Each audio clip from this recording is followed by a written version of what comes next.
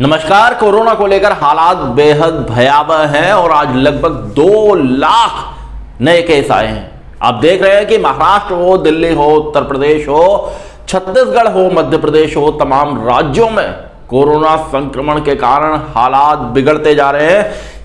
Social media पर, TV पर, अखबारों में कोरोना के अलावा कोई दूसरी खबर देखने को मुश्किल से मिलती है और निश्चित रूप से जो दूसरी ये लहर है, सेकंड वेव जिसे कह रहे हैं, वो बेहद खतरनाक है। इसमें इन्फेक्शन जो है वो बहुत तेजी से फैलता है और मौतों का आंकड़ा भी लगातार बढ़ता जा रहा है और निश्चित रूप से जो हालात हैं बहुत परेशान करने वाले हैं। देश के तमाम हाईकोर्ट्स ने इसे लेकर वहां की राज्य सरकारों पर सख्ती की है और इसी बीच उत्तर प्रदेश में पंचायत के चुनाव भी हो रहे हैं। मैं इस पर बात करूंगा। आप देख रहे हैं सत्यहिंदी.com। अपील मेरी आपसे यही है, कॉर्पोरेट मीडिया के मुकाबले आजाद पत्रकारिता का समर्थन करें। सत्य हिंदी की सदस्यता योजना में शामिल हों। आर्थिक भुगतान का लिंक हमने डिस्क्रिप्शन में दिया। उत्तर प्रदेश के अंदर पंचायत के चुनाव शुरू हो गए हैं और इतनी बड़ी आबादी वाला प्रदेश है, 23-24 करोड़ लोगों वाला प्रदेश है और इस बीच कोरोना का संक्रमण बहुत तेज रफ्तार से फैल रहा है। विशेषकर अगर आप लखनऊ देख लें, वाराणसी देख लें, कानपुर देख लें, प्रयागराज देख लें, इन इलाकों में कोरोना का इन्फेक्शन बहुत ज्यादा है। और पंचायत चुनाव के बीच में अगर आप कितनी भी सावधानी बरतें तो जो पूरी मशीनरी है, सरकारी मशीनरी, उसके लिए भी मुश्किल हो जाएगा, होता है कि वो किस तरह सोशल डिस्टेंसिंग बनाए रखे, कितने लोगों को सैनिटाइज करे। आबादी बहुत ज्यादा है, इस बीच में प्रचार भी होना है, लोग एक दूसरे के पास उठते बैठते भी हैं, शहरों से गांवों में भी लगातार लोग जा रहे हैं और इससे इन्फेक्शन के फैलने का खतरा है। इसीलिए बीजेपी के एक सांसद ने भी कहा, इस बात की मांग की कि इनको आगे बढ़ाया जा सकता है पंचायत के चुनावों को।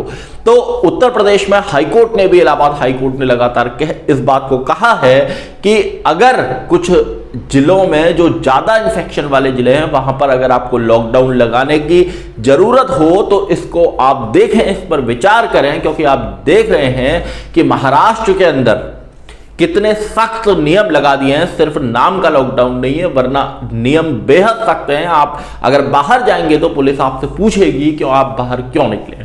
तो हालात ऐसे ही आपके छत्तीसगढ़ में है, जहां से बहुत हृदय विदारक खबरें सामने आ रही हैं, दिल को दहलाने वाली खबरें सामने आ रही हैं। और कैलकाटा हाईकोर्ट ने भी कल बहुत साफ शब्दों में कहा है कि राजनीतिक दलों की जो चुनाव रैलियां हो रही हैं, जो चुनाव प्रचार हो रहा है, उस चुनाव प्रचार के दौरान प्रशासन इस बात का ध्यान रखे कि मास्क, सैनिटाइजेशन, सोशल डिस्टेंसिंग इसको फॉलो करवाया जाए, वरना हालात बिगड़ जाएंगे।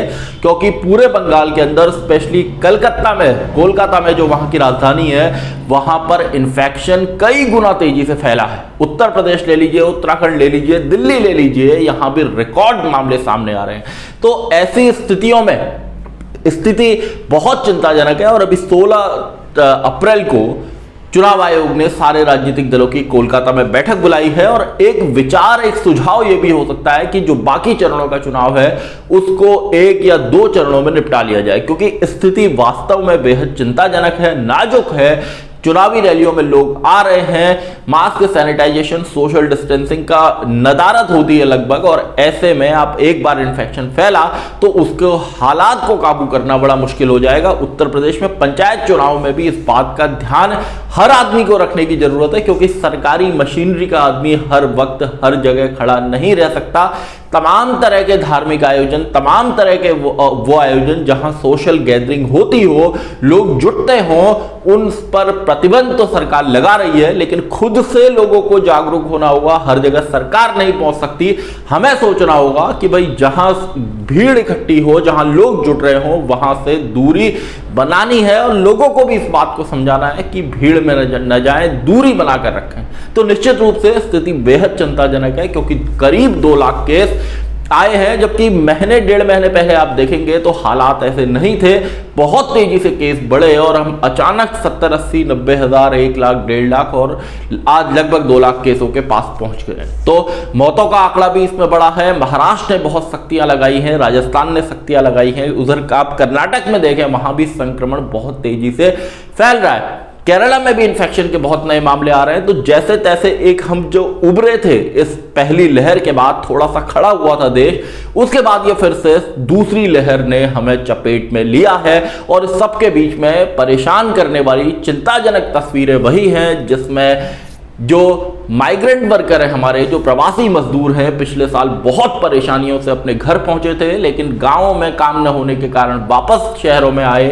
और अब जब महाराष्ट्र में नाइट कर्फ्यू, दिल्ली में नाइट कर्फ्यू, राजस्थान में नाइट कर्फ्यू, गुजरात के कई इलाकों में सख्तियां, पाबंदियां लगी हैं, तो वो वापस फिर से अपने घर जा रहे हैं। तो उनकी तस्वीरें सामने आ रही हैं गुड़गांव से या मुंबई के मेट्रो स्टेशन से, मुंबई के जो रेलवे स्टेशन है वहां से, दिल्ली से।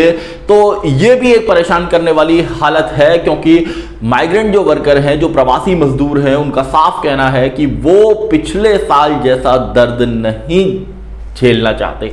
वो नहीं चाहते कि जब पिछले साल उन्हें इस तरह गाड़ियों में लिफ्ट मांगकर पैदल किलोमीटरों वो अपने घर पहुंचे, धूप में, खाना नहीं, पानी नहीं, कई लोगों ने दम तोड़ दिया, इस तरह की परेशानी ना हो, इसलिए इस बार रेलवे ने स्पेशल ट्रेनें भी चलाई हैं। और अचानक लॉकडाउन नहीं हुआ है तो लोग घर पहुंच रहे हैं, लेकिन इसके साथ चिंता उसी बात की है कि जिस तरह मुंबई महाराष्ट्र का जो इन्फेक्शन है, वो इन्फेक्शन फिर जहां जहां के लोग हैं वो जा रहे हैं वहां तक ना पहुंच जाए, क्योंकि अभी क्वारंटीन सेंटर्स अधिकतर स्टेट्स ने नहीं बनाए हैं जहां पर बाहर से आने वाले लोगों को 15 दिन के लिए क्वारंटीन किया जाए। और ये बहुत जरूरी बात है, क्योंकि राज्य में आप तमाम सख्तियों को लागू करेंगे, लेकिन बाहर से अगर लोग आए तो उनको आप कैसे रोकेंगे? और उनको अगर आप 15 दिन क्वारंटीन नहीं करेंगे तो अगर उनके साथ इन्फेक्शन आया, जिस तरह महानगरों में इन्फेक्शन फैला हुआ है, आप दिल्ली के हालात देख लीजिए या मुंबई के, महाराष्ट्र के हालात देख लीजिए, मध्य प्रदेश में तमाम शहरों के हालात देख लीजिए, वहां से लोग आते हैं तो निश्चित रूप से इन्फेक्शन उनके जरिए तमाम शहरों और राज्यों तक पहुंच सकता है। और इस सब के बीच में बंगाल का चुनाव, उत्तर प्रदेश का पंचायत चुनाव या तमाम जगह जो छोटे मोटे उपचुनाव सीटों पर हो रहे हैं, उनको लेकर भी खासी चिंता है, धार्मिक आयोजनों को लेकर खासी चिंता है। और ऐसे में निश्चित रूप से हर इंसान की अपनी जिम्मेदारी है कि उसको कहना ना पड़े, उसको सरकार ना कहे, उसको कोई मुख्यमंत्री ना कहे, कोई प्रधानमंत्री ना कहे, कोई सरकारी अफसर ना कहे। ये खुद की समझ, खुद की अकल है कि हमें ऐसे तमाम कार्यक्रमों से दूर रहना है जहां पर भीड़ इकट्ठी होती हो। लोगों को भी इसके लिए रोकना है, ये बहुत जरूरी है, क्योंकि आने वाले दिन में कब स्थिति नॉर्मल होगी, कब हालात सामान्य होंगे, आप कुछ नहीं कह सकते। और इस सब के बीच में हमारी समझदारी, हमारी अकल ही हमें, हमारे देश को, हमारे देश के लोगों को बचा सकती है। सत्यहिंदी.com में आज के लिए बस इतना ही। ऐसे ही तमाम मुद्दों पर मेरी आपसे आगे भी बातचीत होती रहे। धन्यवाद। सत्य हिंदी का ऐप डाउनलोड करें गूगल प्ले स्टोर पर।